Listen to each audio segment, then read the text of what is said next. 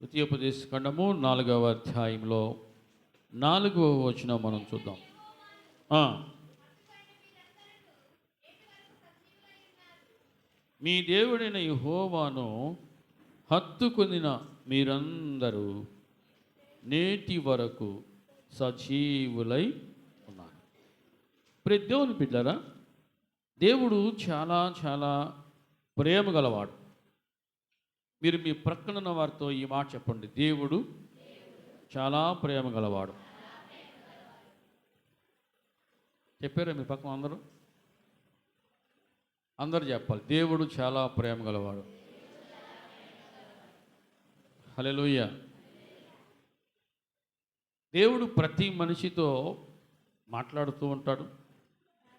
కొన్ని సమయాల్లో హెచ్చరిస్తూ ఉంటాడు, కొన్ని సమయాల్లో గద్దిస్తూ ఉంటాడు, అవసరమైతే కొన్ని సమయాల్లో చెప్పండి ఏం చేస్తాడు?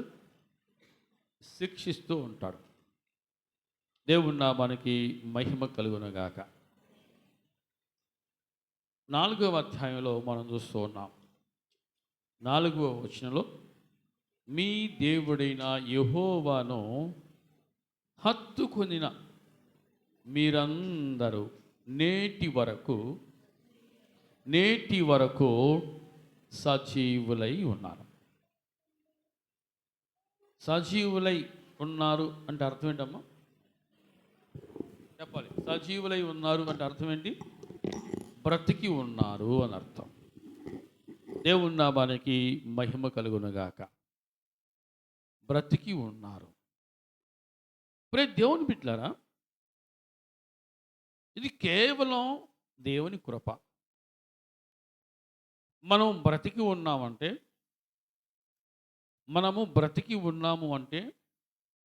నేను ఆరోగ్యంగా ఉన్నాను కాబట్టి బ్రతికి ఉన్నాననే, లేకపోతే నాకు డబ్బులు ఉన్నాయి కాబట్టి నేను బ్రతికి ఉన్నానో, రోగం వచ్చినా చూపించుకోగలిగే కెపాసిటీ ఉంది కాబట్టి నేను బ్రతికి ఉన్నానో అని మాత్రం అనుకోకూడదు. ప్రతి దేవుని బిడ్డరా, 4వ అధ్యాయంలో మనం చూస్తూ ఉన్నాం. 4వ వచనంలో చాలా చక్కటి మాట: మీ దేవుడైన యెహోవాను మీరు హత్తుకొని ఉన్నారు. ఇప్పుడు మీకు మీరుగా ఎవరికి వారే ఒక ప్రశ్న వేసుకోండి. నేను నా దేవుణ్ణి హత్తుకొని జీవిస్తున్నానా? నేను నా దేవుణ్ణి హత్తుకొని జీవిస్తున్నానా? ప్రతి దేవుని బిడ్డలారా, సజీవులుగా ఉన్నాము అంటే అది కేవలం ఆయన కృప. మనము హత్తుకొని ఉండటం వల్లే సజీవులుగా ఉన్నాము అనుకుంటే, హత్తుకొని ఉండటం వల్లే నేను బతికున్నాను అని ఎవరైనా చెప్పగలరా? ఎవరైనా చెప్పగలరా? కాదు. నేను కేవలం ఆయన కృప వల్లే బతికున్నాను అనేవాళ్ళు చెప్పండి. హల్లెలూయా. ఎందుకంటే అనేక సార్లు మనకు నచ్చిన త్రోవలో, మనకు నచ్చిన మార్గంలో, మనకు ఏదైతే తోచితో దానికి అనుగుణంగా నడుచుకుంటూ ఉన్నాం. కొన్నిసార్లు దేవుని మాటను ధిక్కరించి, దేవుని మాటను త్రోసివేసి, మనకు నచ్చినట్టుగా, మన మనసుకు మెచ్చినట్టుగా మనం చేస్తూ ఉన్నాం. ప్రతి దేవుని బిడ్డలారా, అయినా సరే దేవుడు వెంటనే ఎవరిని శిక్షించకుండా, మరణానికి అప్పగించకుండా బ్రతికి ఉంచాడు, బ్రతికింపజేస్తూ ఉన్నాడు. దేవుని నామానికి మహిమ కలుగునుగాక. చెప్పండి, 2025 కావచ్చు, లేక ఈ నెల ఈ రోజు వరకు కావచ్చు, మన జీవితంలో మనకు తెలియకుండా, తెలిసి వచ్చి కావచ్చు, తెలియకపోకుండా కావచ్చు, ఎన్నిసార్లు మరణం మన దగ్గరికి వచ్చిందో మనకు తెలుసా? మరణం మన దగ్గరికి ఎన్నిసార్లు వచ్చిందో ఎవరికైనా తెలుసా? ప్రతి దేవుని బిడ్డలారా, ఇది కేవలము ఆయన కృపే. మనము శ్వాస నిశ్వాస మీద ఆధారపడిన జీవితాలు మనవి. శ్వాస నిశ్వాస మీదే ఆధారపడ్డ జీవితాలు. ఈ పాటి జీవితానికి రోషం, పాశం, కోపం, ఆవేశం కదా, ద్వేషం, అసూయలు ఇవన్నీ అవసరమా అని అడుగుతున్నాను. ప్రతి దేవుని బిడ్డలారా, ఏ రోజు ఏమి సంభవించునో ఏమి జరుగునో చెప్పండి. యాకోబు పత్రికలో భక్తుడు యాకోబు అంటాడు, యాకోబు పత్రిక దేవుని బిడ్డలారా, మనిషికి ఉన్న ఆశలు, మనిషికి ఉన్న కోరికలో సత్యాన్ని, వాస్తవాన్ని మర్చిపోయేలా చేస్తూ ఉన్నాయి. రేపేమి సంభవించునో 14వ వచనం, రేపేమి సంభవించునో మీకు అర్థమైందా? నేను చాలా జ్ఞానవంతుని, చాలా తెలివైన వ్యక్తిని, నాకు అన్నీ తెలుసు అనుకుంటాం. అన్నీ తెలుసు అనుకుంటాం. ఈరోజు సాయంత్రం ఏం జరిగిద్దో నీకు తెలుసా? చెప్పండి. నేను మహామేధావిని అనుకునే వాళ్ళు ఉన్నారు. నేను చాలా దూరం ఆలోచిస్తా అనుకుంటున్నారు. నాకు అన్నీ తెలుసు అనుకుంటారు. దేవుని బిడ్డరా, మనకు కొంత మట్టుకే తెలుసు, పూర్తిగా ఏది తెలియదు. మనది మిడిల్ నాలెడ్జినే. మిడిల్ నాలెడ్జ్ అంటే సగం తెలిసి సగం తెలియని జీవితాలు మనవి. సగం తెలుసుకుని నాకు అంతా తెలుసు అనుకుంటే అది గొప్పలు చెప్పుకోవడమే. మీకు అర్థమవుతుంది అనుకుంటున్నా. మీకు హల్లెలూయా చెప్పండి. రేపేమి సంభవించునో మీకు తెలియదు. తెలుసు అనే వాళ్ళు ఇక్కడ ఎవరన్నా ఉన్నారా? ఎవరు లేరు. మనకి ఏదైనా తెలిసింది అంటే జరిగిన తర్వాత ఇలా జరిగింది అని తెలుసుకోవడం తప్ప, జరగకముందు నాకు తెలుసు ఇలా జరుగుతుందని, నాకు ముందే తెలుసు అని చెప్పేటువంటి గొప్ప జ్ఞానవంతులు ఈ భూమి మీద ఎవరు లేరు. హల్లెలూయా. రేపేమి సంభవించునో మీకు తెలియదు. మీ జీవం ఏ పాటిది? ఏంటంట మన భాషలో మనం చెప్పుకోవాలి, అసలు మన బ్రతుకు ఏ పాటిది? మన బ్రతికెంత? మన బ్రతికెంత? దేవుని బిడ్డలారా, మీ జీవం ఏ పాటిది? దేంతో పోల్చాడు? మీరు కొంతసేపు కనబడి అంతలో మాయమైపోవు ఆవిరి వంటి వారు కారా? అంటే మన బ్రతుకులు ఆవిరి వంటివి. దేవుని బిడ్డలారా, ఆవిరైన తర్వాత నీరు కనబడిద్దా అంటే చెప్పండి, కనబడిద్దా? మనం వంట చేస్తాం కదా, కొద్దిగా ఎసరు పెడతాం. అంత వండిన తర్వాత నువ్వు దాన్ని ఓపెన్ చేసి చూడు, నువ్వు పోసిన నీళ్ళు ఉంటాయా? ఏమిటి? ఆవిరి. దేవుని బిడ్డ, గ్రాడ్యువల్గా మనం పోసిన ఆ నీరు క్రమక్రమంగా కొంచెంగా ఆవిరైపోతున్న రీతిలో మన జీవితం కూడా రోజు రోజుకు కొంచెంగా వయసు పెరిగింది అనుకుంటాం.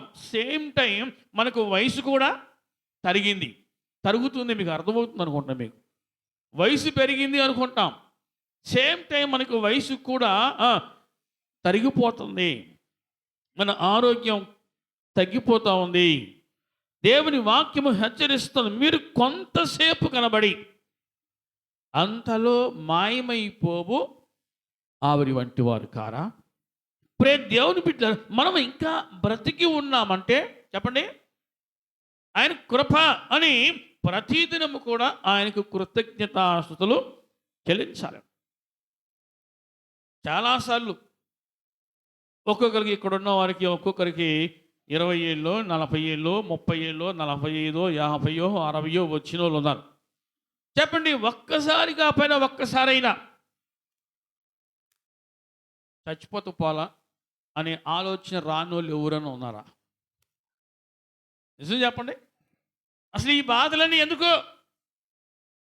చచ్చిపోతూ పోలా అనే ఆలోచన నాకు ఇప్పటి వరకు ఒక్కసారి కూడా నాకు రాలేదు అనే వాళ్ళు ఎవరైనా ఉంటే నిజాయితీగా చెప్పొచ్చు హల్లెలూయా. అరే మోగపోయింది నోరు అంటే అందరికి ఏమొచ్చింది ఆలోచన? చెప్పాలి. ఎవరు మాట్లాడండి అమ్మా. ఒక్కసారిగా పైన ఒక్కసారి అయినా ఈ మాటలు పడే కంటే చావటం మంచిది, ఈ బాధలు పడే కంటే చావటం మంచిది, ఈ రోగం బాధ తట్టుకునే కంటే చావటం మంచిది, ఈ అప్పుల బాధల కంటే చావటం మంచిది, ఈ బాధలు జీవితంలో అన్నీ ఫెయిల్యూరే కాబట్టి చావటం మంచిది అనే ఆలోచన రానోళ్ళు ఒక్కళ్ళైనా ఉన్నారా? హల్లెలూయా, హల్లెలూయా. ఉన్నారా? ఎవరు లేరు. ఒక్కసారి కాకపోయినా ఒక్కసారైనా ప్రతి మనిషిలో ఒక విసుగుదల అనేది మొదలైద్ది. విసుగుదల మొదలైనప్పుడు వచ్చే మాట, నా బ్రతుకు మీద నాకే రాతేసింది, చనిపోవటం మంచిది ఇంకా. దేవుని బిడ్డలారా, ఇటువంటి దుర్భరమైనటువంటి పరిస్థితులు చాలాసార్లు జీవితంలో అలా వచ్చి పలకరించి వెళ్ళిపోతూ ఉంటాయి. అయినా సరే నీ ఆలోచన అక్కడ ఓడిపోయింది. ఏ ఆలోచన? నీ ఆలోచన అక్కడ ఓడిపోయింది. ఏ ఆలోచన? నేను చచ్చిపోతూ పోలా, బ్రతికుండి ఎవరిని ఉద్ధరించాలి? ఈ మాటలు పడటం నా వల్ల కాదు, నేను చచ్చిపోతూ పోలా. దేవుడు కొన్నిసార్లు నేను కావాలని ఓడిస్తాడు. అర్థమవుతుంది అనుకున్నాను చెప్పండి. హల్లెలూయా. కొన్నిసార్లు ఓడిపోవడం కూడా మంచిదే. అలా ఓడిపోకపోతే ఎప్పుడో మనం పరదేశులమో, అవునా కదా? మన ఆలోచన చాలాసార్లు ఓడిపోద్ది. అలా ఓడిపోకపోతే జీవితం అంతరించిపోద్ది. మీకు అర్థమవుతుంది అనుకుంటున్నా. దేవుని బిడ్డ, రేపేమి సంభవించునో మీకు తెలియదు. చాలాసార్లు ఈ ఆలోచన, ఈ ఒత్తిడి, ఈ ప్రశ్న దేవుని బిడ్డ కొన్నిసార్లు ఆరోగ్య సమస్యలు మనం చాలాసార్లు న్యూస్ చూస్తూ ఉంటాం. తట్టుకోలేక ఆత్మహత్య చేసుకోవడం. కడుపులో నొప్పి వచ్చింది, నొప్పి తట్టుకోలేక ఆత్మహత్య, బాధలు తట్టుకోలేక ఆత్మహత్య. ఇట్లాంటి మాటలు చాలాసార్లు మనకు న్యూస్లో వస్తూ ఉంటాయి. దేవుని బిడ్డలారా, ఇట్లాంటి పరిస్థితులు చాలామంది జీవితంలో ఎదురవుతూ ఉన్నాయి. మన జీవితంలో చాలాసార్లు ఇటువంటి పరిస్థితులు వచ్చినాయి, కానీ దేవుడు ఇంకా మనల్ని మరణానికి అప్పగించలా. నీ ఆలోచనలో నువ్వు ఓడిపోయావు. ఆలోచన ఓడిపోయింది. ఓడిపోయింది అంటే అది నీ మంచికే. అర్థమవుతుంది అనుకుంటున్నా. అది చెప్పండి. నేను ఇంకా బ్రతికి ఉన్నాను అంటే కేవలం నీ కృపయ్యా. చూద్దాం 118వ కీర్తనలో దేవుని బిడ్డల 18వ వచనంలో ఈ మాట మనం చూస్తూ ఉన్నాం. భక్తుడు దావీదు జీవితంలో తనకు ఎదురైనటువంటి అనుభవాలు. 18వ వచనం, యెహోవా నన్ను కఠినముగా శిక్షించెను గాని నిన్ను అలా బ్రతికిస్తూ వచ్చాడు. కొన్నిసార్లు నీ జీవితంలో నువ్వు తెలిసి చేసినా తెలియక చేసినా కొన్నిసార్లు నీ జీవితంలో కొన్ని తప్పులు జరిగాయి. అలాగని దేవుడు నిన్ను తప్పు చేసిన వెంటనే మరణానికి అప్పగించలా, చావుకు అప్పగించలా. దావీదు భక్తుడు తన జీవితంలో ఒక పొరపాటు చేశాడు. ఆ పొరపాటుకు ఫలితం చాలా కాలం అనుభవించాడు. ఎన్నో బాధలు, నిందలు, అవమానాలు, చివరికి రోగగ్రస్తుడై మంచాన పడ్డాడు. అటువంటి దుర్భరమైన స్థితిలో ఉన్నాడు దావీదు. అటువంటి వ్యక్తి దేవునికి కృతజ్ఞతాస్తుతులు చెల్లించడం నేర్చుకున్నాడు. ఎందుకో తెలుసా? ఎందుకు? నన్ను ఆయన కఠినంగా శిక్షించను కానీ మరణానికి అప్పగించలేదు. నన్ను ఆయన మరణానికి అప్పగించలేదు. దేవుని నామానికి మహిమ కలుగునుగాక. దేవుడు అవసరమైతే నిన్ను కొన్నిసార్లు శిక్షిస్తాడో. నిన్ను దారిలోకి తీసుకురావాలి, నిన్ను సరైన మార్గంలోకి తీసుకుని రావాలి. దేవుని బిడ్డరా, ఆ విధంగా దేవుడు నిన్ను శిక్షిస్తాడు. దేవుడు నిన్ను శిక్షించటం లేదు అంటే అర్థం ఒకటి, నిన్ను మరణానికి అప్పగించబోతున్నాడు అని అర్థం. అందుకే కొంతమంది భక్తులు అంటారు, నన్ను శిక్షించయ్యా అంటారు. దేవుని నామానికి మహిమ కలుగునుగాక. తండ్రి తనకిష్టుడైన కుమారుని శిక్షించు రీతిగా, గద్దించు రీతిగా యెహోవా తాను ప్రేమించు వారిని గద్దించును, శిక్షించును. అందుకని భక్తులు, దేవుని ప్రేమను ఎరిగిన వారు చేసే ప్రార్థనలో ఒక విశిష్టమైన ప్రార్థన ఏంటి? దేవా, నేను ఎప్పుడైనా తప్పు చేస్తే నన్ను శిక్షించు. చెప్పండి, ఎవరైనా ఈ రోజుల్లో ఇటువంటి ప్రార్థన చేసే వాళ్ళు ఉన్నారు? నన్ను శిక్షించయ్యా, అంతేగాని నన్ను మాత్రం వదిలిపెట్టద్దు. శిక్షించు అనే ప్రార్థన చేసే వాళ్ళు ఉన్నారంటే లేరు. దేవుని బిడ్డలారా, ఇక్కడ భక్తుడు దావీదు ఎంత భయంకరంగా శిక్షించబడ్డాడో. నన్ను కఠినముగా శిక్షించను కానీ, అది ఆ మాట వినటానికి చాలా తేలికగా మనకు ఉంది, కానీ ఆ బాధ పడ్డాడుకు తెలిసింది. కానీ ఆ శిక్షను చూడలా. నేను ఇంకా బ్రతికున్నానుగా, నీకు వందనాలయ్యా అంటున్నాడు. నేను బ్రతికున్నాను కదా, నీకు వందనాలు. ఇక్కడ మనం చూస్తున్నాం, నన్ను కఠినముగా శిక్షించను కానీ ఆయన నన్ను మరణానికి అప్పగించలేదు అని చెప్పి, నేను వచ్చునట్లు నీతి గుమ్మములు తీయుడి, నేను వాటిలో ప్రవేశించి యెహోవాకు కృతజ్ఞతాస్తుతులు. ఎప్పుడైనా మీరు గుర్తుపెట్టుకోండి, ఏదైనా బాధలు వస్తే దేవుడు నన్ను చిన్న చూపు చూశాడు, నాకు అన్యాయం చేశాడు, నాకు అన్యాయం చేస్తున్నాడు అనుకోవద్దు. దేవా, నన్ను ఇంకా సజీవునిగా ఉంచావుగా, నీకు వందనాలయ్యా అని చెప్పడం నేర్చుకోండి. ఆమె చెప్పండి. నన్ను ఇంకా సజీవునిగా, సజీవురాలుగా నీ సన్నిధిలో నీ ఎదుట నిలబెట్టుకున్నావు, నీకు వందనాలయ్యా అని చెప్పడం నేర్చుకోవాలి. కృతజ్ఞతాస్తుతులు చెప్పడం నేర్చుకోవాలి. ఆ విధంగా మనం హృదయము స్తుతులతో నింపబడునుగాక. దేవుని బిడ్డలారా, భక్తుడు దావీదు ఇదే నేర్చుకున్నాడు. నేను ఎందుకు ఇంత శిక్షించావు? ఏ భూలోకంలో అందరూ చేయట్లేదా? నేను ఒక్కనే చేశానా? నన్నే ఎందుకు ఇంతగా శిక్షిస్తున్నావు అని దేవుణ్ణి ఎదురు ప్రశ్నించలా. ఒకటే నేర్చుకున్నాడు, నన్ను శిక్షించావు కానీ నన్ను బ్రతికించావయ్యా, నన్ను సజీవునిగా ఉంచావయ్యా, చంపలేదయ్యా, నీకు వందనాలయ్యా అని దేవునికి కృతజ్ఞతాస్తుతులు చెల్లించడము భక్తుడు దావీదు నేర్చుకున్నాడు. కాబట్టి ఈ భూమి మీద దావీదు దీర్ఘాయుష్మంతుడయ్యాడు. అర్థమవుతుంది అన్న వాళ్ళు చెప్పండి హల్లెలూయా. దేవుని బిడ్డలారా, చూద్దాం. యెషయా గ్రంథంలో 38వ అధ్యాయంలో ఒక చక్కటి మాట మనం చూస్తున్నాం. ఇక్కడ ఒక రాజు తాను చేసిన ప్రార్థన, తాను పాడిన ఒక పాట ఇది. చూద్దాం. 38వ అధ్యాయం 19వ వచనంలో, సజీవులు సజీవులే కదా నిన్ను స్తుతించుదురో, ఈ దినమున నేను సజీవుడునై నిన్ను స్తుతించుచున్నాను. దేవుని నామానికి మహిమ కలుగునుగాక. భక్తుడు దేవుని బిడ్డలారా, రాసు హిజ్కియా దేవుని సన్నిధిలో తాను స్వస్థత పొందుకున్నాక ఏ రోగం వచ్చిందో అతనికి? మరణకరమైన రోగం వచ్చింది. మరణకరమైన రోగం వచ్చింది. దేవుని సన్నిధిలో ప్రార్థించాడు, కన్నీరు కార్చాడు, దేవుని మెప్పును పొందుకున్నాడు, ఆయన దయను పొందుకున్నాడు, ఆయుష్ను దేవుడు పొడిగించాడు. ఆ విధంగా ఆయుష్ను తన ప్రార్థన ద్వారా దేవుని సన్నిధిలో అడిగి వేడుకొని ఆయుష్ను పెంచుకునే విధంగా భక్తుడు హిజ్కియా చేశాడు. ఆ విధంగా దేవుడు ఆయుష్ను పొడిగించిన తర్వాత సజీవుడిగా ఉన్నటువంటి హిజ్కియా దేవుని సన్నిధికి దూరం కాల. హల్లెలూయా చెప్పండి. ఇది నేర్చుకోవాలి. ఇది ప్రతి ఒక్కరు కూడా నేర్చుకోవాలి. మన దైనందిన జీవితంలో అనేక సార్లు మరణం అనేది మనకు సమీపంగా వచ్చింది.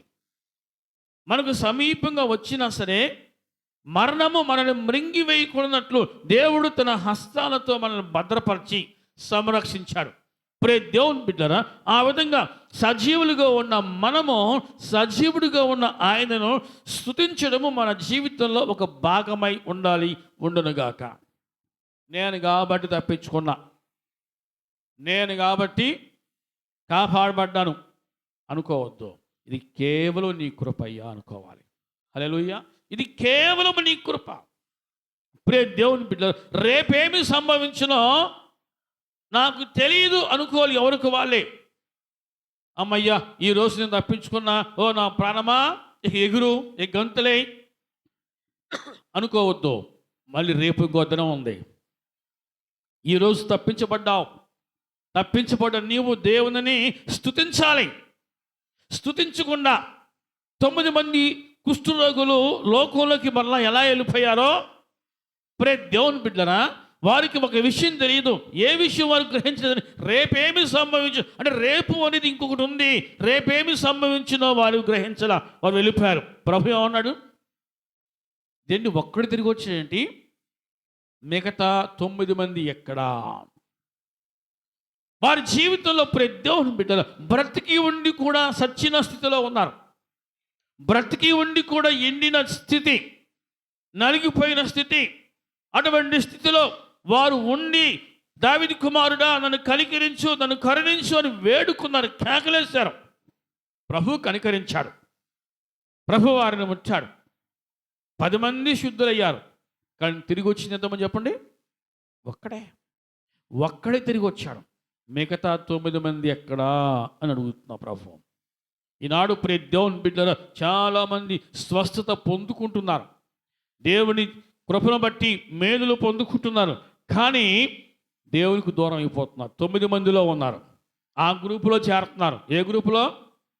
ఆ 9 మంది ఎక్కడ అని ఆ గ్రూపులో చేరేవాళ్ళు చాలామంది ఉన్నారు. కానీ ఇక్కడ భక్తుడు హిజ్కియా అంటున్నాడు, దేవా సజీవులే కదా నిన్ను స్తుతించుదరు.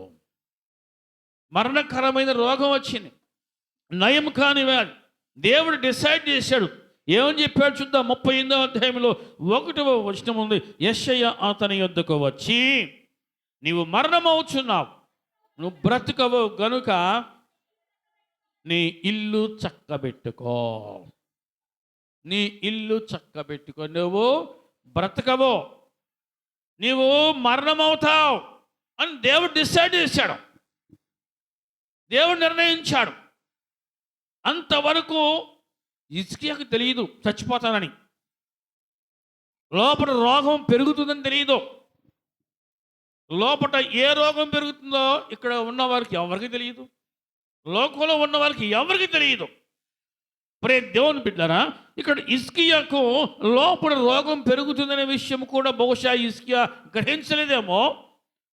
యెషయా ప్రవక్త ద్వారా దేవుడు మాట్లాడుతున్నాడు, నువ్వు మరణమవుచున్నావు, నువ్వు బ్రతకవు అంటాడు. నువ్వు మరణమవుచున్నావు, నువ్వు బ్రతకవు గనుక నీవు నీ ఇంటిని చక్కబెట్టుకో. హెచ్చరించాడు. ప్రే దేవుని బిడ్డలారా, అనేక సార్లు మన జీవితంలోకి మనకు సమీపంగా మరణం అనేది వచ్చింది. అది ఏ రూపంలో రాని, ఏదో రూపంలో మరణం అనేది వచ్చింది. దేవుడు దానికి అప్పగించకుండా తప్పించాడు మనల్ని. ఆమేన్ చెప్పండి. దేవుడు ఆ మరణానికి అప్పగించకుండా దేవుడు మనల్ని తప్పించాడు. ప్రే దేవుని బిడ్డలారా, ఇక్కడ హిజ్కియా ఎప్పుడైతే ఆ మాట విన్నాడో, ఆ హెచ్చరిక విన్నాడో, వెంటనే విధేయుడయ్యాడు. ఆమేన్ చెప్పండి. విధేయుడయ్యాడు, కన్నీరు కార్చాడు, ప్రార్థించాడు. 4వ వచనం మనం చూస్తున్నాం. 3వ వచనం చివరి మాటలో, కృపతో జ్ఞాపకం చేసుకోమని హిజ్కియా కన్నీళ్లు విడుచుచు యెహోవాను ప్రార్థించగా, యెహోవా వాక్కు యెషయాకు ప్రత్యక్షమై ఇలాగూ సెలవిచ్చెను, నీవు తిరిగి హిజ్కియా యొద్దకు పోయి అతనితో ఇట్లనము, నీ పితరుడైన దావీదుకు దేవుడని యెహోవా నీవు కన్నీళ్లు విడుచుట చూచి తిని నీ ప్రార్థన అంగీకరించి ఉన్నాను, ఇంకా 15 సంవత్సరములు ఆయుష్ నీకు ఇస్తున్నాను. ఆమె చెప్పండి. ప్రే దేవుని బిడ్డలారా, ఇంకా 15 సంవత్సరములు ఆయుష్ నీకు ఇస్తున్నా అని చెప్పాడు. దేవుని పిలుపు లేకుండా, పిలుపు రాకుండా ఈ భూమి మీద ఎవరు కూడా చెప్పండి కన్ను మూయకూడదు.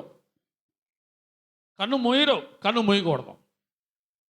ప్రే దేవుని బిడ్డలారా, మన జీవితంలో చాలాసార్లు చచ్చిపోతూ పాలా, ఎవరి కోసం, నా వల్ల ఎవరికి ప్రయోజనం అనుకున్నటువంటి పరిస్థితులు, దుర్భరమైన పరిస్థితులు వచ్చినా సరే, ఆ పరిస్థితులలో మనము చిక్కుపడకుండా, ఆ పరిస్థితులలో మనం ఇరుక్కోకుండా దేవుడు మనం తప్పించి మరణానికి అప్పగించకుండా మనకి కావలసిన ఆయుష్ని ఇచ్చాడు. ఆమెను చెప్పండి. ఆయుష్ని మనం ఎక్కడికి వెళ్ళి మనం కొనుక్కోలేము, మనము సాధించలేము. కేవలం దేవుని కృప. మనం ఆయుష్తో ఉన్నామంటే అది కేవలము దేవుని కృప. ఆమేన్. చాలాసార్లు నేను ప్రయత్నించానన్నా చచ్చిపోదామని అనేవాళ్ళు లేరు. చాలాసార్లు నేను ప్రయత్నం చేశానన్నా, చివరి మూమెంట్లో ఏదో నాకు జ్ఞాపకం వచ్చి ఆగిపోయినన్నా, దేవుడు జ్ఞాపకం చేస్తాడు. ఆ టైంలో. ప్రే దేవుని బిడ్డలారా, దేవుడు నిన్ను మరణానికి అప్పగించలా. నీ కోపం వచ్చిందని, చచ్చిపోతూ పోలా అని నీవు చావును వెతుక్కుండా పోయినా సరే దేవుడు ఆ చావును గద్దించి దూరం చేశాడు. ఆ చావును గద్దించి దేవుడు దూరం చేశాడు, నీకు ఆయుష్ని ఇచ్చాడు. అర్థం అవుతుందని వాళ్ళు చెప్పండి హల్లెలూయా. దేవుడు నీకు ఇచ్చిన ఆయుష్ ఇది. ఈరోజు నువ్వు నీ బిడ్డలతో కూర్చొని, నీ కుటుంబంతో కూర్చొని చక్కగా భోజనం చేస్తున్నావు అంటే, మాట్లాడుతూ చక్కగా కబుర్లు చెప్పుకుంటూ ఆనందంగా గడుపుతున్నావు అంటే, ఇది కేవలం దేవుని కృప, దేవుడు నీకు ఇచ్చిన ఆయుష్ ఇది, ఆయన పెట్టిన భిక్ష అని నువ్వు తెలుసుకుంటే, నువ్వు గ్రహిస్తే ఖచ్చితంగా దావీదు వలె ప్రతిదినము దేవునికి కృతజ్ఞతాస్తుతులు చెల్లిస్తావు. ప్రతి దేవుని బిడ్డరా, ఇక్కడ హిజ్కియా అడిగాడు, కన్నీళ్ళు విడిచాడు.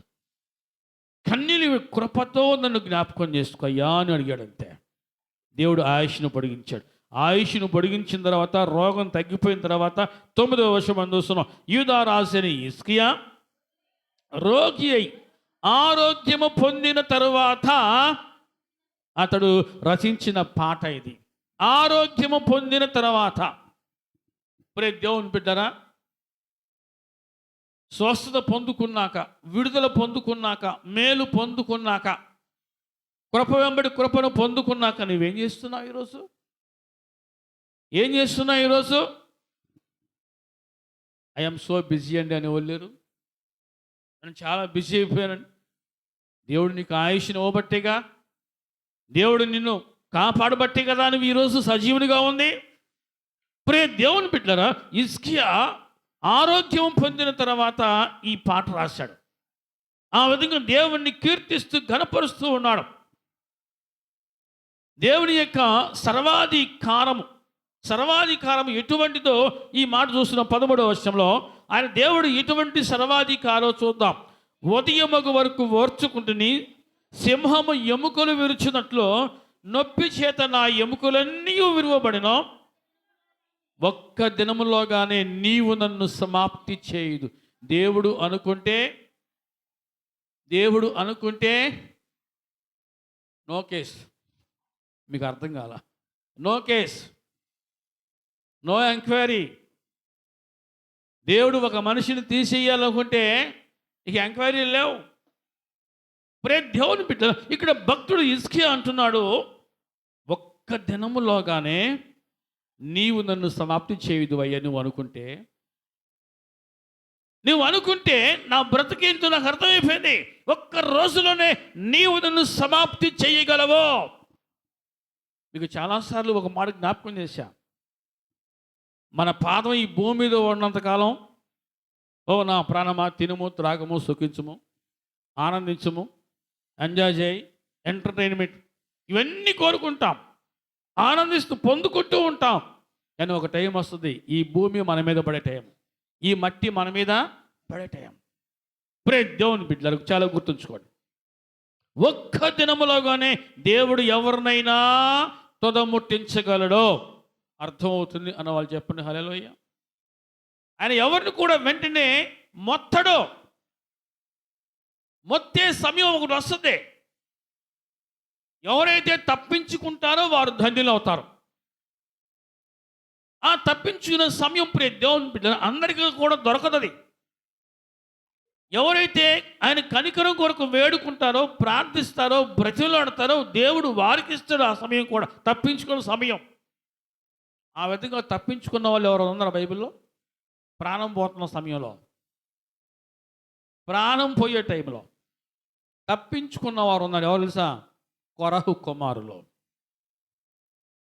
కొరహు కుమారులు ఒకనొక సందర్భంలో దేవుని సేవకుని మీద, అనగా ఎవరి మీద? మోషే మీద తిరుగుబాటు చేశారు. నువ్వే పరిశుద్ధుడువా? మేము కూడా పరిశుద్ధులమే. నువ్వే ప్రార్థనాపరుడువా? మేము కూడా ప్రార్థనాపరులమే. మేము కూడా నీతో పాటు సమానమే అని చర్చించుకుంటూ ఉంటే మోషే అన్నాడు, ఎవరు పరిశుద్ధులో మనం రేపు దేవుని మందిరానికి వెళ్దాం, అక్కడ దేవుడు చూసుకుంటాడు. దేవుడు ఎవరిని ఏర్పరచుకున్నాడో, ఎవరు పరిశుద్ధులో ఆయనకు తెలుసు. మనం అక్కడికి వెళ్దాం పదా అంటే వెళ్దాం, చూద్దాం. దేవుని బిడ్డ, కొన్నిసార్లు మనలో ఉన్న నీతి కూడా మనల్ని నాశనం నడిపించింది. మనలో ఉన్న నీతి నాశనం నడిపించింది. మీకు అర్థం కాలా? నీతి నాశనం నడిపించిద్దా? సామెతలు 11:4 ఉంది, నీతి మరణం నుండి రక్షించును తప్పించుమని నీతి కొన్నిసార్లు నాశనం నడిపించిందండి. అది స్వనీతి, అహంకారం నేర్పించింది. నేను నీతిమంతుని, నేను నిప్పుని, నీవు నాకిందంత, నా నీతి ముందు నీవెంత, అసలు నేను నీతిని, నేను నిప్పుని, నన్ను పట్టుకుంటే కాలిపోతావు అన్నట్టుగా చాలాసార్లు ఎదుటి మనిషిని తక్కువ చేసే విధంగా ఉంటారు. ఇప్పుడు దేవుని బిడ్డలారా చాలా జాగ్రత్తగా అర్థం చేసుకోవాలి. కొరహు కుమారులు ఆ విధంగా మేము కూడా నీతిమంతులమే, మేము పరిశుద్ధులమే, మేము కూడా ప్రార్థనా పరులమే అని మోషే మీద తిరుగుబాటు చేస్తే, మోషే సాత్వికుడిగా ఉన్నాడు కాబట్టి, అయ్యా రేపు మనం అందరం అక్కడికి వెళ్దాం, ఆయన చూస్తాడు పదండి అంటే అందరూ వచ్చారు. దేవుని కోపం వచ్చింది. నా సేవకుని మీద వీళ్ళు ఎంతగా ప్రగల్భాలు పలుకుతారా, నా సేవకునికి విరుద్ధంగా వీరు ఇలా మాట్లాడతారా అని మోషేతో అంటాడు. మోషే వీళ్ళందరూ చేస్తున్న పక్కన మాట్లాడంతే. దేవుని బిడ్డలు అక్కడ చూస్తూ ఉండగానే భూమి, వారు నుంచున్న స్థలంలో భూమి నోరు తెరిచి వారిని మృంగి వేసెను. వారు ఎవరిని? కొరహు కుమారులను, ఆయన వంశాన్ని, ఆయన రక్త సంబంధికులందరూ మింగివేసిందను. అందరూ ఏకమైపోయారు, అందరూ ఏకమయ్యారు. మోషే మీద అందరూ ఏకమయ్యి ఇష్టానుసారంగా మోషేకు విరుద్ధంగా మాట్లాడుతూ ఉంటే దేవుడు భూమిని ఆజ్ఞాపించాడు, నువ్వు నోరు తెరిచి వారు మృంగి అని చెప్పేశాడు. ఆ విధంగా నోరు తెరిచి వారిని ఒక్కొక్కరు మృంగుతూ ఉన్న టైంలో కొరహు కుమారులు, 84 కీర్తన చూడండి. కొరహు కుమారులు దేవుని బిడ్డలారా, 84 కీర్తన మనం చూస్తున్నాం. 1 నుంచి చదువుకుందాం.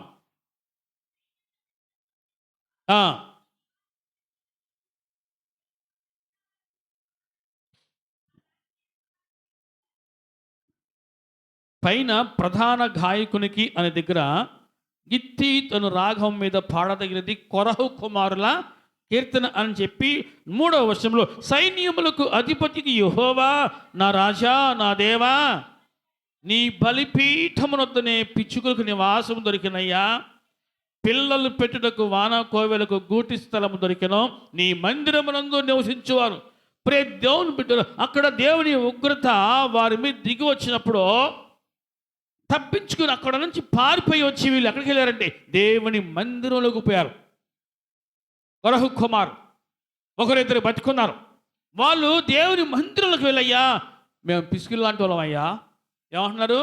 మేము పిచ్చుకలు లాంటి వాళ్ళం అంటే అప్పుడు దాకా దేవుని కోపం వచ్చేదాకా కూడా వీళ్ళందరూ ఈ వంశం ఏమనుకుందంటే మేము సింహాలం, మేము పులులం, మేము అది ఇది అన్నారు.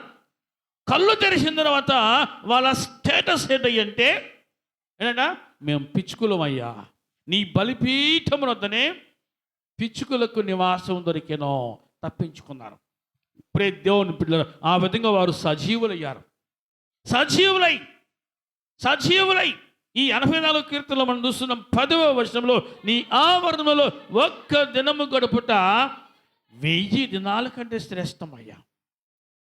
దేవుని బిడ్డరా, ఆ విధంగా వారు తప్పించుకొని దేవుని మందిరంలోకి వచ్చి దేవుని కొనియాడుతూ గణపరుస్తూ వచ్చారు. సజీవులుగా ఉన్నారు. దేవుని బిడ్డరా, బ్రతికి ఉన్నవారు ఎవరైనా సరే, మరణం నుంచి తప్పించబడిన వారు, రోగం నుంచి తప్పించబడిన వారు, ఇరుకులో ఇబ్బందుల నుంచి తప్పించబడిన వారు, సజీవులుగా ఉన్నవారు దేవుని సన్నిధికి వచ్చి దేవుని నామమును కొనియాడాలి, గణపరచాలి, గణపరచుదురుగాక. ఆమె దేవుని బిడ్డరా, ఇక్కడ మనం చూస్తూ ఉన్నాం దేవుడు సజీవులుగా మనల్ని ఎందుకు ఉంచాడు అంటే, సజీవులే కదా నిన్ను స్తుతించేది. సజీవులు ఏం చేయాలంట? బ్రతికున్న వాళ్ళు ఏం చేయాలి? మాకు టైం లేదండి, ఆయనకి ప్రాణభిక్ష పెట్టకపోతే, నీ ఆయుష్ను పొడిగించకపోతే అసలు ఈ మాట కూడా రాదు. ఏ మాట?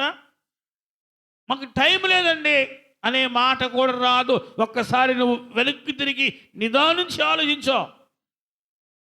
హిజ్కియా అంటున్నాడు, సజీవులే కదా నిన్ను స్తుతించేది.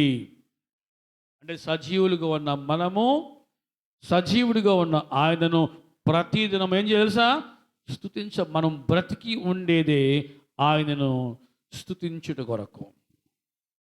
దేవుని బిడ్డ, హాస్పిటల్లో ఉన్నప్పుడు బెడ్ మీద ఒక పేషెంట్ అనుకుంటాడు, నాకు తగ్గిపోతే, నేను బ్రతికితే ఇక నీ కోసమే నేను సాక్షిగా ఉంటానయ్యా అంటాడు. దేవుడు కృప చూపించాడు. రోగం తగ్గింది, బాగుపడ్డాడు, ఆయుష్ పొడిగించబడింది, ఇంటికి వచ్చాడు. ఇప్పుడు ఇక్కడ బాధ్యతలు పెరిగిపోతూ ఉన్నాయి, ఆలోచన పెరిగిపోతూ ఉన్నాయి. హాస్పిటల్లో బెడ్ మీద ఉన్నప్పుడు ఏమంటాడు? నాకు తగ్గిపోతే, నేను బాగుపడితే ఇక నేను నీ కోసమే బతుకుతా, నీ కోసమే నేను సాక్షిగా ఉంటా అంటాడు. ఇంటికి వచ్చిన తర్వాత ఐఎమ్ బిజీ,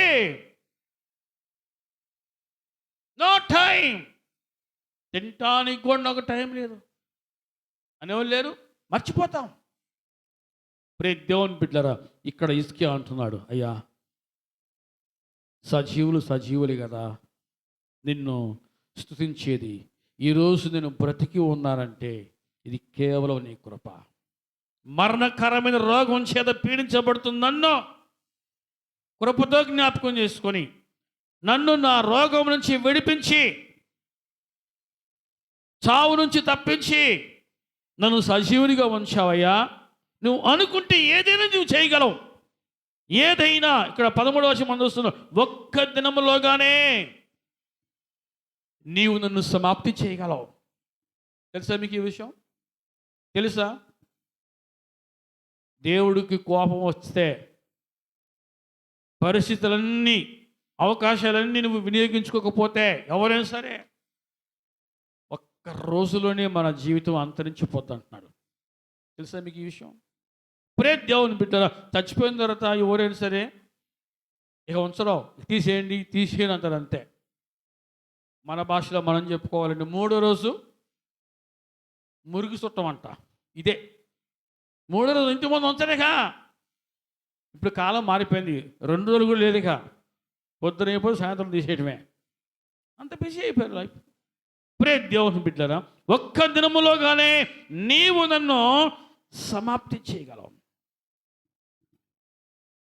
ఈ అధ్యాయం అంతా చదువుకోండి. భక్తుడు హిజ్కియా రోగం నుంచి విడుదల పొందిన తర్వాత ఈ 10 నుంచి చదువుకుంటే ఆయనకు ఉన్న అనుభవాలు, ఆయన పొందుకున్నటువంటి అనుభవాలు, నేర్చుకున్న అనుభవాలు, గ్రహించిన సత్యాలు ఇవన్నీ ఇందులో వస్తాయి. ప్రే దేవుని బిడ్డరా, దేవుడు అనుకుంటే ఏదైనా చేయగలడు అని హిజ్కియా తెలుసుకున్నాడు. 12వ వచనం చూస్తున్నాం. నా నివాసము పెరికి వేయబడిన గొర్రెల కాపరి గుడిసెవలే అది నా యొద్ద నుంచి ఎత్తుకొని పోబడిన. గుడిసె మన జీవితం బుల్డోజర్తో ఏం చేస్తారు సార్? ఏం చేస్తారు? అంతే, డొల్లి చేస్తారు. ఇక్కడ భక్తుడు హిజ్కియా అంటున్నాడు, నా ఆయుష్ 10వ వచనం, నా ఆయుష్యం పోగొట్టుకుని ఉన్నాను అని చెప్పి, అది దేంతో పోల్చండి? గొర్రెల కాపరి గుడిసె లాంటిదే నా బతుకంటాడు. గొర్రెల కాపరి గుడిసె వంటిది నా జీవితం. అటువంటి నన్ను కృపతో జ్ఞాపకం చేసుకొని నన్ను సజీవునిగా ఉంచావయ్యా. 16వ వచనం, ప్రభువా వీటి వలన మనుషులు జీవించుదురు, వీటి వల్లనే నా ఆత్మ జీవించుచున్నది. వేటి వల్ల బ్రతుకుతున్నాం? వేటి వల్ల మనుషుడు జీవిస్తున్నాడు? 15వ వచనం, నేనేమందునయ్యా, ఆయన నాకు మాట ఇచ్చినో. అందుకని ప్రభు అంటాడు, మనుషుడు రొట్టె వలన కాదు కానీ దేవుని నోట నుండి వచ్చు ప్రతి మాట వలన మనుషుడు జీవించును. దేవుని నోట నుండి వచ్చు ప్రతి మాట వలన మనుషుడు జీవించును. అయ్యా ఇవే ఏవి? నీ మాటలే నన్ను బ్రతికించాయి, నీ మాటలే నన్ను జీవింపజేస్తూ ఉన్నాయి. నీవు నన్ను బాగు చేయదు, నన్ను జీవింపచేయదు అని ప్రే దేవుని బిడ్డలారా, దేవుని యొక్క గొప్పతనాన్ని ఒప్పుకుంటున్నాడు, పొగుడుతూ ఉన్నాడు. ఇంకా గొప్ప సత్యాన్ని తెలుసుకున్నాడు హిజ్కియా. చూద్దాం 17వ వచనంలో. అంటే ఎవరికైనా జీవితంలో ఒక ముఖ్యమైన లక్ష్యం ఉండాలి. ఏమిటి ఆ లక్ష్యము అంటే, బాగా సంపాదించాలి, వెనక బాగా పోయేయాలి, తరతరాలు కూర్చొని తిన్నా సరే తరగని సంపద ఉండాలి. ఇది కాదు లక్ష్యం అంటే. చనిపోయే లోపల ప్రతి మనిషి కూడా ఒక లక్ష్యాన్ని కలిగి ఉండాలి. 17వ వచనంలో చూద్దాం.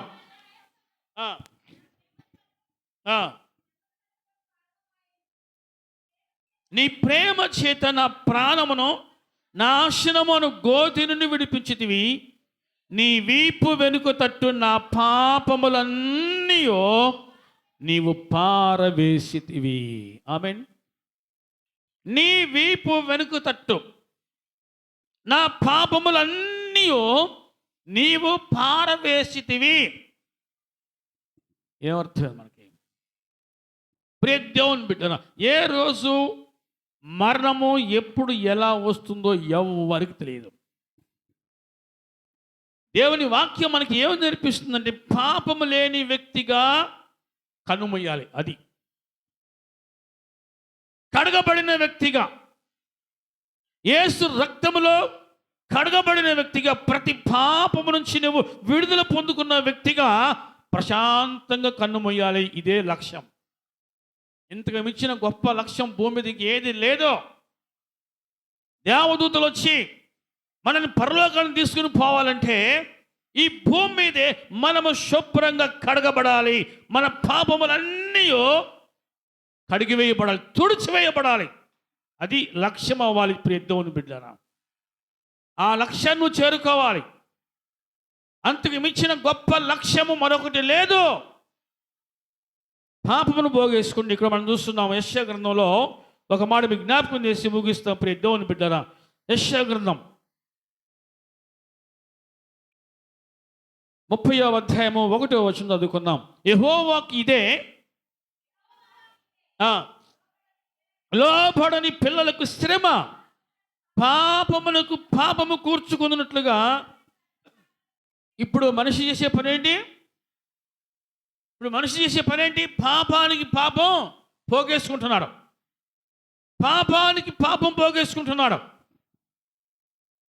ఏదో ఒక రోజు నేను కన్ను మూస్తాను అనే గొప్ప సత్యాన్ని మర్చిపోయి,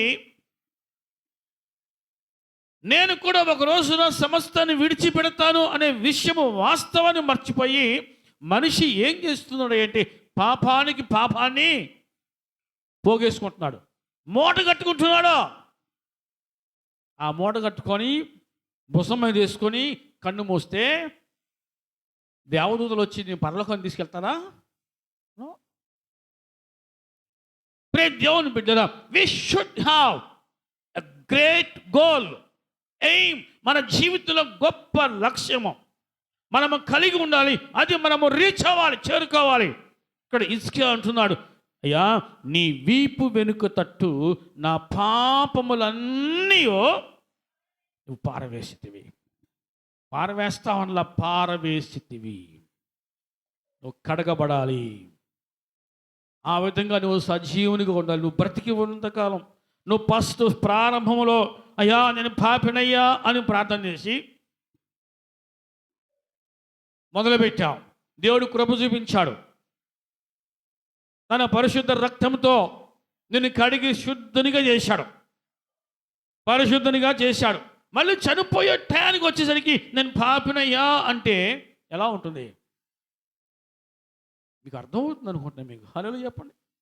హల్లెలూయా అంటే నువ్వు ఉన్నంత కాలము ఒకసారి నువ్వు కడగబడిన తర్వాత, నీతి అను వస్త్రం ధరించుకున్న తర్వాత ఆ వస్త్రమును నువ్వు కాపాడుకుంటూ ఆయన సన్నిధిలో పరిశుద్ధునిగా ఆ యాత్రను కొనసాగిస్తూ విజయవంతంగా నువ్వు ముగించాలి. అది జయ జీవితం అంటే. అది జయ జీవితము. ఓడిపోతూ ఓడిపోతూ లేస్తూ కరెక్ట్ కాదు. హిజ్కియా అంటున్నాడు, నీ వీపు వెనుక తట్టు నా పాపములన్నీ నువ్వు పారవేసితివి. ఈరోజు నీకు ఆ నమ్మకం ఉందా? నువ్వు సజీవునిగా ఉన్నావు. కేవలం దేవుని కృప. నీ పాపములు నువ్వు కడగబడ్డాయని నమ్ముతున్నావా? ఆ విశ్వాసం నీకుందా? విడిచిపెట్టావా? దాన్ని వదిలేసావా? అందుకని అంటాడు యెషయా ప్రవక్త, నీ పాపములను అతిక్రమములను దాచిపెట్టుకొనక ఒప్పుకొని విడిచిపెట్టువాడు కనికరం పొందుకుంటాడు. మనిషికి ఈ రోగం వచ్చినా, ఈ రోగంతో చచ్చిపోయినా పరలోకం ఉంది. కానీ పాప రోగం చచ్చిపోతానంట పరలోకం లేదంట. ప్రే దేవుని బిడ్డరా, నువ్వు సజీవునిగా ఉంది. ఎందుకు తెలుసా? నువ్వు సజీవుడిగా ఉన్న దేవుడిని స్తుతించుట కొరకు, పరిశుద్ధునిగా జీవించుట కొరకు దేవుడు నిన్ను సజీవు లెక్కలో నిలబెట్టుకున్నాడు. కాబట్టి ఈ గొప్ప సత్యాన్ని హిజ్కియా తెలుసున్న రీతిగా నీవు కూడా సజీవునిగా ఉన్న దేవుని ప్రతిదినము ఆరాధించుట, స్తుతించుట నువ్వు కలిగి ఉంటే, నేర్చుకుంటే నీ జీవితం జయ జీవితంగా ప్రజ్వరిల్లుతుంది. ప్రజ్వరిల్లునుగాక. మోకరించండి, ప్రార్థన చేసుకుందాం. మోకరించండి.